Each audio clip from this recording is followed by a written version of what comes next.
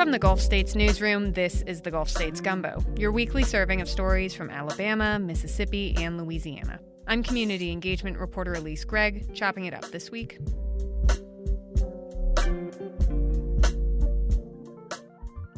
Three years ago, several tornadoes hit the South on March 24, 2023, resulting in numerous deaths, hundreds of injuries, and severe property damage.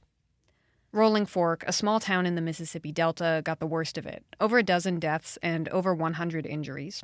2 months after that devastation, researchers from the Mississippi-Alabama Sea Grant Consortium talked to folks in Rolling Fork about how their connections with each other, neighbors, friends, family, affect how individuals respond to emergencies. This year, they released their findings, so I talked with them to get a sense of how community ties impact how the Gulf South responds to crises like tornadoes, or more recently, ice storms and flooding. They also examine how we can better approach natural disasters through community. My name's Dr. Justin Sharp. I was formerly with Mississippi-Alabama Sea Grant, and before that with OU's Cooperative Institute for Weather Research, and I worked for the National Storms Laboratory, and it was on a big project called Vortex Southeast, which is a big tornado project, and that takes both physical science and social science and tries to learn how we can better watches, warnings, all of that part of that, severe weather continuum. And I'm Tracy Sempier, and I work for the Mississippi-Alabama Sea Grant Consortium.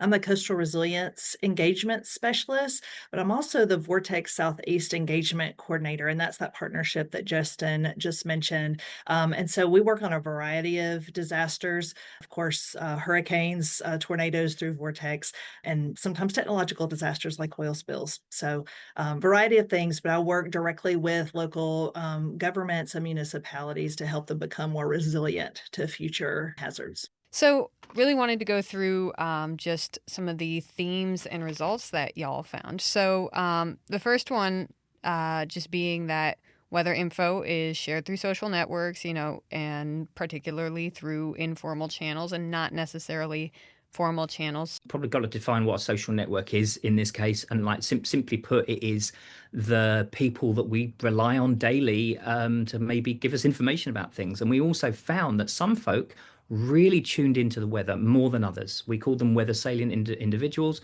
and they then told friends or family, tried to go live on social media as well. So there's that part of a social network as well to warn others.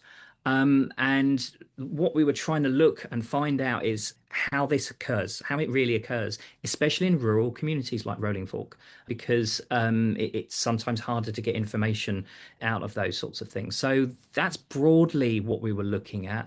And we found out that people got this information in a variety of different ways. They tended to get it from close friends or family. And because of that, they 100% believed that there was a tornado in Rolling Fork. Now, that was also kind of supported by the fact that they could hear stuff as well. So there's these environmental cues that people were getting as well. Every person we spoke to reacted immediately once they got that warning. There was very little what we call milling, where people check other sources of information. And in fact, some people only got a couple of minutes warning from their perspective, from that friend or family member. And then they jumped into whatever their safe space was. 2 of the people that we interviewed actually didn't make it to their shelters they had in their backyard. And that tells us a little bit about the compressed time that there was in Rolling Fork when that tornado occurred. And it also tells us what people did.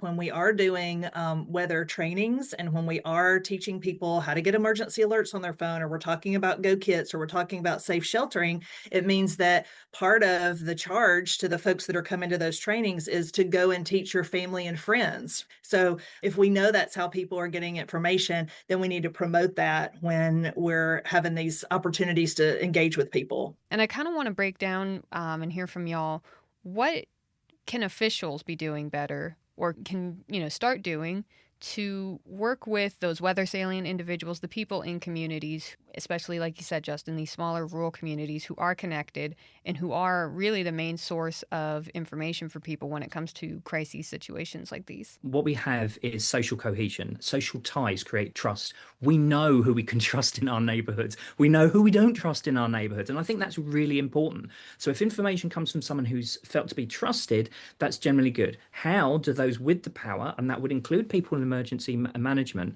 link with the communities better, because sometimes people don't have that access to power or don't understand those certain things. If we can break that down into, hey, you can call this person or talk with that person, then maybe we can make those social ties much more effective. And I think part of what our program tries to do is exactly what Justin was describing, is bring more of these like community-based organizations. In most states, they would call a VOAD, the volunteer organizations that are active in disasters. But there are a lot of other smaller, especially in places like Rolling Fork, where there's, maybe not a typical Red Cross or, something like that, but they do have even individuals at the individual level. So trying to figure out who those people are and linking those people together. And so sometimes going in and providing a severe weather expo or a tabling event or a severe weather training, sometimes that kind of gives you a reason to sort of pull those people together. I think we shouldn't underestimate the face time that helps with that trust building. And sometimes those kinds of events can do that. I'm curious both on the side of just what we see weather-wise in the region, so like the flooding and the winter storms and the tornadoes and all the things, but also on the response side too. I'd be curious to talk a little bit about maybe what you've seen that works, that doesn't work. So you're right. So a lot of the same principles would apply to not just tornadic activity, right? So, and we experience a variety of disasters in the area where I happen to live here on the coast.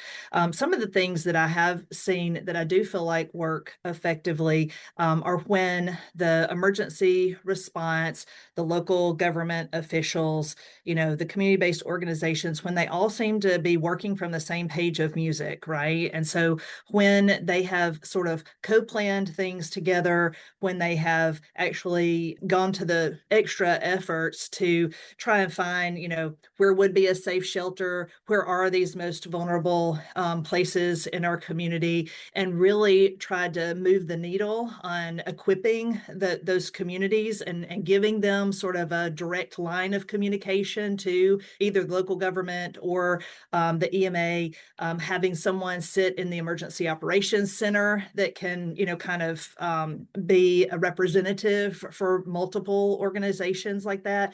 It just seems like that makes the lines of communication much clearer. And it seems like it helps with resource allocation prior to an event, because that means that your local government knows which businesses, for instance, can be back up and running more quickly and what resources they can provide, or which community-based organizations actually have a mandate to do particular work, whether that's provide meals, whether it's provide medical assistance.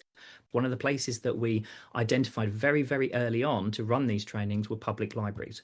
Public libraries are used as heating places in winter and cooling places in summer. They're along bus routes, they're publicly available. And so that means that you can hopefully meet the people that you want to meet, those most vulnerable in society, and actually give them the training and information and everything else that's there. But one of the things I also realized that a lot of places have lost public storm shelters, especially since COVID as well. A lot of storm shelters were cut down. A lot of people worried about liabilities. And actually, the Alabama Safer Spaces Law was intended to address some of these things and to address people's concern about the legal issues around any of those things. So one of the things I've done, and I'm going to put it in the chat and you can link to it if you feel like it on the podcast, is I created a map of tornado shelters, manufactured mobile home parks. Why? Because I wanted to see how far they were away from each other or whether they were even there in the community. But I also put down where the local fire or EMT is, where the hospitals are. And when you do that, you can actually go to your own community and work out where the biggest social vulnerabilities are. That enables an emergency manager or someone from a VOAD or something else to identify where kind of the weak spots are, to identify where the most socially vulnerable are, and then target those places with information and bringing them on board more with, how we can try and survive these things a little bit better. Talking about this and again, some of these more immediate kind of situations like tornadoes, ice storm is maybe a little bit longer term, but flooding, things like that. I'm curious, kind of like I mentioned earlier, just how this might apply to things that we see like climate change, like, Tornado Alley shifting down. I don't know if you saw that article from The Guardian about New Orleans being underwater, but, flooding is not going to stop. And just how to build on some of these community empowerment and preparation skills and trainings and tactics to address maybe longer term weather and climate related things. So what we can say is that over time, tornadoes have tended to shift towards the south and east, but they've also tended to be more in the overnight hours. And there are more times than when that can happen in December and January when people are not thinking about it. So what we do is we take that information and we say, okay, what can we practically do with that? So we've been messaging that tornadoes can occur at any time and to be aware of those sorts of things as well. I think the challenge with climate change is that it is sometimes felt over a longer time period, because that's literally what climate is. It's the long-term average weather that we're looking at, whereas people are experiencing weather that occurs now. There are, of course, more extreme downpours, sometimes more intense rainstorm events, those sorts of things which can create flash flooding. And this has happened in like, I think in Kentucky, as well as in Mississippi, as well as in New Orleans, in Louisiana as well. So, being aware of those sorts of things. And it's more a case of, okay, how do we adapt to this? When they did this in Australia was at one point very sort of anti-climate change. It was seen as anti-farming, and farming's a really big part of rural life in the Southeast United States as well, a big part of the economy, and you can't deny that. So it's really important. So they started talking about things and they approached it with climate change, and people went, nope, we're not engaging with that at all. So then they changed the narrative and said, do you know what? How are you doing? How's it going with your crops this year? How are your beef doing? And when they started to see those things, and then they'd lost land through wildfires, for instance, the framing changed entirely. And I think that that's really important to kind of communicate here. Words are important, but actually more important are people's perception and people's experience. If you can tap into their experience, you can then hold a really reasonable conversation about how you adapt to those changing weather patterns and systems and extreme weather. I think that a lot of what you're conveying is that we really try to focus on possible impacts of future events and what that might look like, because for some people that is new, right? Especially if they just moved here. So we've got like two groups of people that have lived here all their lives and people that are moving to the state for a lot of different reasons. But one thing that we have in common is that we can talk about what those possible impacts look like, and it might surprise people, especially if they're new to the state, but also even if they've lived here for a really long time, they can describe to you how things have changed, kind of what you were just saying, Justin, about asking people, what are they noticing with their crops? What are you noticing about the flood levels, in our coastal areas? And I think that does give them sort of an opportunity to think more generational, like what do I want this to look like for my grandkids, not what I want it to look like for me. And I think that looking at those possible impacts and thinking about, over generations, what I want to leave behind is a much easier approach. And I think that helps people move to action and maybe implement some things that are more long-term resilience than just like a Band-Aid fix. This week's show is cooked up by the Gulf States Newsroom team. Our theme music is by DJ Supreme. Special thanks to our partner stations, WBHM, Mississippi Public Broadcasting, WWNO, and WRKF. You can find us in your podcast feeds every Friday. Look us up and be sure to subscribe. I'm your host, Elise Gregg. Thanks for listening, and don't forget to stir your room.